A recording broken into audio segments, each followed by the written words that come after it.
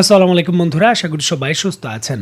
বাংলাদেশ এবং চীনের পথ চলা আনুষ্ঠানিকভাবে ১৯৭৫ সাল থেকে এবং হিসাব বলছে ১৯৭৫ সাল থেকে ১৯৮০ সাল এই সময়ের মধ্যেই চীনের প্রতিরক্ষা সহায়তার দ্বিপাক্ষিক সম্পর্কে বাংলাদেশের কেন্দ্রবিন্দুতে পরিণত হয়। কারণ ওই সময়ে বাংলাদেশ তার সামরিক শক্তি সুসজ্জিত করার জন্য যত সমরাস্ত্র ক্রয় করেছিল তার ৭৮% সরাসরি এসেছিল চীন থেকে। আন্তর্জাতিক রিপোর্ট বলছে যে বর্তমানে বাংলাদেশ চীনা অস্ত্র ক্রয়ের দ্বিতীয় বৃহত্তম ক্রেতা। ২০১৯ সাল থেকে ২০২৩ সাল পর্যন্ত পুরো পৃথিবীতে চীন তার মোট অস্ত্র যতগুলো বিক্রি করেছে তার ১১% একাই বাংলাদেশ ক্রয় করেছিল। বৈশ্বিকভাবে বাৎসরিক অস্ত্র ক্রয়ের পরিমাণের দিক থেকে র্যাঙ্কিংয়ে বাংলাদেশ বর্তমানে পৃথিবীর ২৬তম অস্ত্র ক্রেতা দেশ এবং এই হিসাবে ২০১৯ থেকে ২০২৩ সাল পর্যন্ত বাংলাদেশ তার মোট অস্ত্র আমদানির ৭২% চীন থেকেই ক্রয় করেছিল। স্টকহোম ইন্টারন্যাশনাল পিস রিসার্চ ইনস্টিটিউটের অনুসারে ২০১০ থেকে ২০১৯ সাল পর্যন্ত চীন থেকে বাংলাদেশ মোট $২.৬ বিলিয়ন অস্ত্র ক্রয় করে। ঢাকা বেইজিং থেকে এই সময়ের মধ্যে যে সকল গুরুত্বপূর্ণ অস্ত্রগুলো ক্রয় করেছিল তার মধ্যে ছিল সামুদ্রিক টহল জাহাজ, করভেট, সাবমেরিন, যুদ্ধ বিমান, ট্যাঙ্ক, ভূমি থেকে আকাশে নিক্ষেপযোগ্য ক্ষেপণাস্ত্র, এমনকি জাহাজ বিধ্বংসী ক্ষেপণাস্ত্র। বর্তমানে বাংলাদেশ সেনাবাহিনী যে BT-5 লাইট ওয়েট ট্যাঙ্ক এবং MBT-2000 এর যে মেইন ব্যাটল ট্যাঙ্ক রয়েছে সেই আধুনিক ট্যাঙ্কগুলোও কিন্তু আমরা চীন থেকে আমদানি করেছি এবং সেগুলো ব্যবহার করি। বাংলাদেশ বিমান বাহিনীতে K-8 এর মতো আধুনিক যে প্রশিক্ষণ জেট ফাইটার রয়েছে, এছাড়াও FM-90 মতো যে স্বল্প পাল্লার এয়ার ডিফেন্স সিস্টেম রয়েছে, এই শক্তিশালী অস্ত্রগুলোও কিন্তু আমরা চীন থেকে আমদানি করেছি। বাংলাদেশের প্রথম 2টি সাবমেরিন মিং ক্লাস চীন থেকে আমদানিকৃত। এমনকি বাংলাদেশের যে প্রথম সাবমেরিন ঘাঁটি রয়েছে সেটাও সম্পূর্ণভাবে চীনা প্রযুক্তিতে তৈরিকৃত। বাংলাদেশ নৌবাহিনীকে শক্তিশালী করার জন্য যে নতুন প্রজন্মের স্টিলথ করভেট রয়েছে টাইপ 056, সেগুলোও কিন্তু আমরা চীন থেকে আমদানি করেছি। এখন দেখুন, বাংলাদেশ সেনাবাহিনী এবং সামরিক বাহিনীর যে মেরুদণ্ডটা রয়েছে সেটা চীনা সহযোগিতায় তৈরিকৃত। এই যে অস্ত্রগুলোর কথা আমি বললাম, এই অস্ত্রগুলো বৈশ্বিকভাবে ক্রয় করার ক্ষেত্রে রাজনৈতিক এমন ক্রিটিক্যাল শর্ত বাংলাদেশকে ফেস করতে হতো যে বাংলাদেশ এটা আমদানি করে এই সামরিক শক্তিটাকে এই জায়গায় দাঁড় করাতে পারত না যদি চীন এইভাবে সহযোগিতা না করত। প্রতিবেশী বৃহত্তম দেশ ভারত ঠিক প্রথম থেকে যেইভাবে বড় ধরনের লবিং করে বাংলাদেশের সামরিক শক্তি বৃদ্ধির যে রাস্তাটা প্রতিবন্ধকতা তৈরি করে রেখেছিল সেটা উন্মুক্তই করে দিয়েছে চীন। চীন কিন্তু বৈশ্বিকভাবে যে পরাশক্তিগুলো রয়েছে তাদের কোনো ধরনের হুঙ্কার এবং কোনো ধরনের নিষেধাজ্ঞার বিষয়ে তারা বাংলাদেশের ক্ষেত্রে মানেনি। বাংলাদেশ তার সক্ষমতা অনুযায়ী যেই জিনিসটা ক্রয় করার সক্ষমতা রেখেছে চীন থেকে, চীন সাথে সাথে সেটা বাংলাদেশকে দিয়েছে। চীন কখনোই কিন্তু না করেনি। বাংলাদেশ কেন্দ্রিক চীনের এই উদার নীতি চীনের সঙ্গে আরও বড় পরিসরে সামরিক সহযোগিতায় যাওয়ার জন্য যে ওয়াকওয়েটা রয়েছে তার ভিত্তি মজবুত করেছে। এমন একটি গুরুত্বপূর্ণ প্রেক্ষাপটে বাংলাদেশে নিযুক্ত চীনা রাষ্ট্রদূত আরও একটি বড় তথ্য দিয়েছে। রিসেন্টলি তিনি একটি গবেষণাপত্রের অনুষ্ঠানে সরাসরি ঘোষণা দিয়েছেন যে বাংলাদেশে বিভিন্ন ধরনের সামরিক প্রযুক্তি হস্তান্তর করছে চীন, আর এর মাধ্যমে দেশীয় প্রতিরক্ষা ব্যবস্থা, শিল্প ঘাঁটি, ডিফেন্স ইন্ডাস্ট্রিয়াল বেস গড়ে তোলার যে বাংলাদেশের প্রচেষ্টা সেটা অনেকটাই অগ্রগামী হয়ে গেছে এবং চূড়ান্তভাবে বাস্তবায়নের পথে।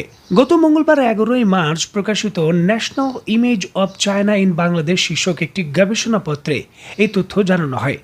বাংলাদেশের একটি অভিজাত হোটেলে আয়োজিত এই অনুষ্ঠানে সেন্টার ফর অল্টারনেটিভ আয়োজিত গবেষণাপত্রের উদ্বোধনী অনুষ্ঠানে ঢাকা বিশ্ববিদ্যালয়ের সাবেক প্রফেসর এবং সেন্টার ফর অল্টারনেটিভের নির্বাহী পরিচালক ইমতিয়াজ আহমেদ, চীনের রাষ্ট্রদূত ইয়াও গুং সহ আরও গুরুত্বপূর্ণ ব্যক্তিরা উপস্থিত ছিলেন। এখানে আপনাদের সুবিধার্থে বলে রাখা ভালো, বাংলাদেশের বর্তমান প্রধান উপদেষ্টা আগামী 26শে মার্চ চীন সফরে যাচ্ছেন।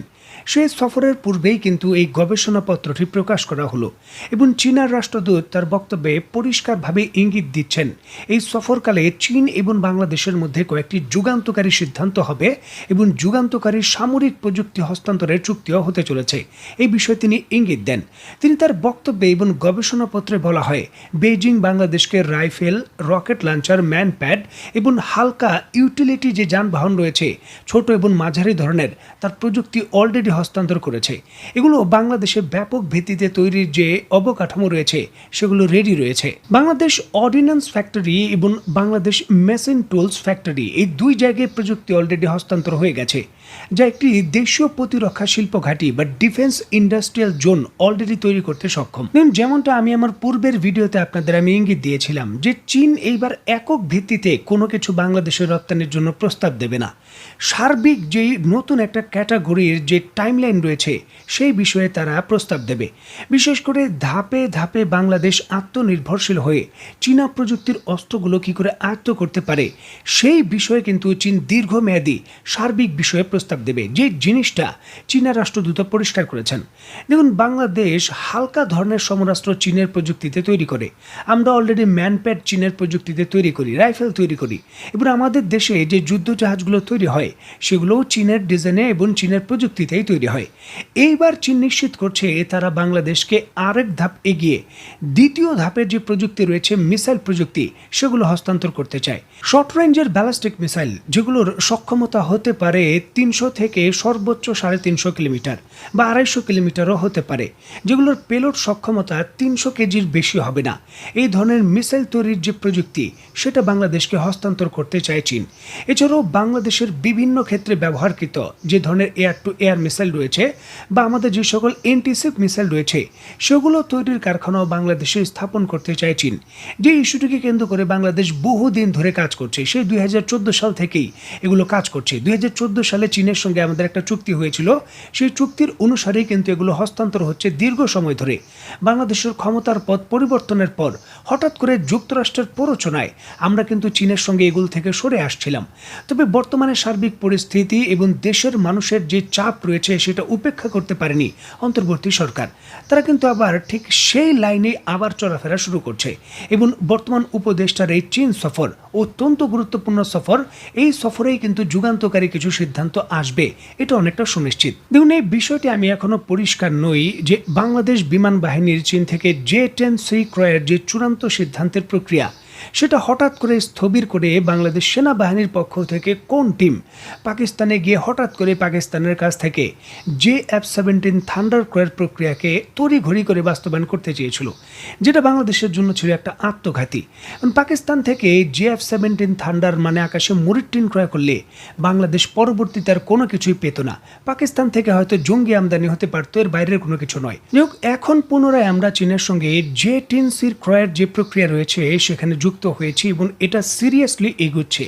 এখানে কিন্তু আমাদের সুযোগ তৈরি হয়েছে, কারণ চীন এই ক্রয়ের মাধ্যমে আরও বড় বড় প্রযুক্তি দিতে চায়, মানে দীর্ঘমেয়াদী বাংলাদেশের আত্মনির্ভরশীল হওয়ার এবং যুদ্ধক্ষেত্রে কার্যত অস্ত্র ব্যবহারের যে সক্ষমতা রয়েছে সেই অস্ত্র আয়ত্ত করার সুযোগ হচ্ছে।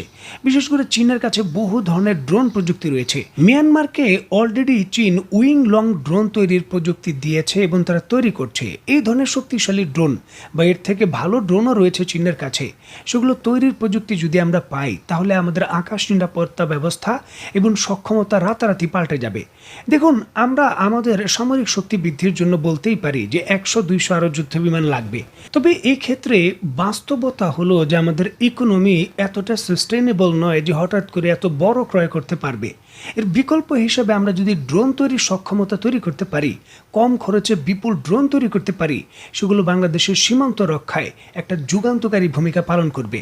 এবং যুদ্ধক্ষেত্রে ড্রোন যে আসলে কি করতে পারে সেটা কিন্তু ইউক্রেন এবং রাশিয়ার যুদ্ধ থেকে আমরা দেখেছি।